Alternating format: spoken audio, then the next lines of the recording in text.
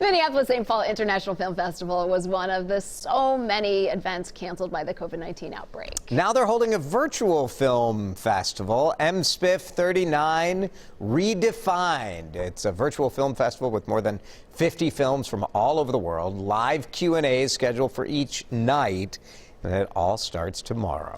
Joining us now to tell us all about this Redefined program, Director Jesse Bishop. Jesse, thanks so much for being here today with us. Can we start with just how a virtual film fest even works? Yeah, sure.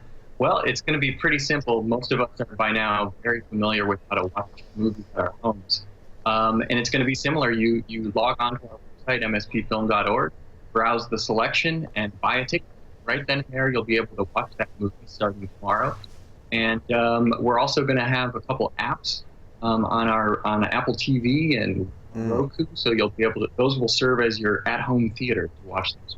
Will the movies kind of stream in real time, or can you watch them on demand? How's that going to be set up? Most of the movies you're going to be able to watch over the course of the 8 days of the festival, starting cool. the 15th and through the 23rd. Almost all of them are going to be available that entire time. Once you buy a ticket for a movie and start watching it, you'll have 24 hours to finish it. There are a few films that will be on a schedule, and we make that clear. Got it. Gotcha. And Jesse, obviously the Minneapolis-St. Paul Film Festival, so you have a lot of local connections here. Can we talk about some of the highlights? We'll start with Raise Your Voice.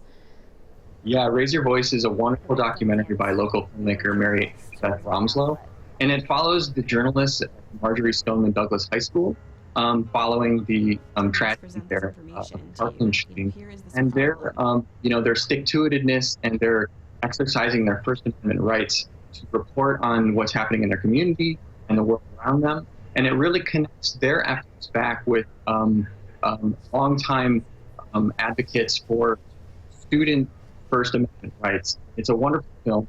We're going to have a Q&A with the director and many of the students who are participants in the film on Sunday evening as well. Tell us about Public Trust.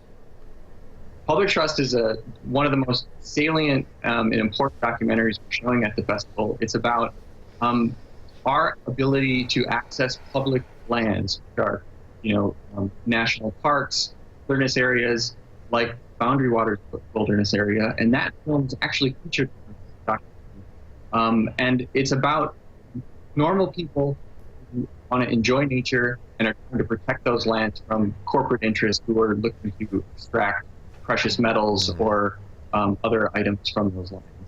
You also have another one about the 35W bridge collapse. Yes, that one's called Bridge, and it's by a first-time documentary filmmaker. It's a really compassionate look at the survivors of that incident, the first responders, and those heroic stories that came out of tragedy now 13 years ago.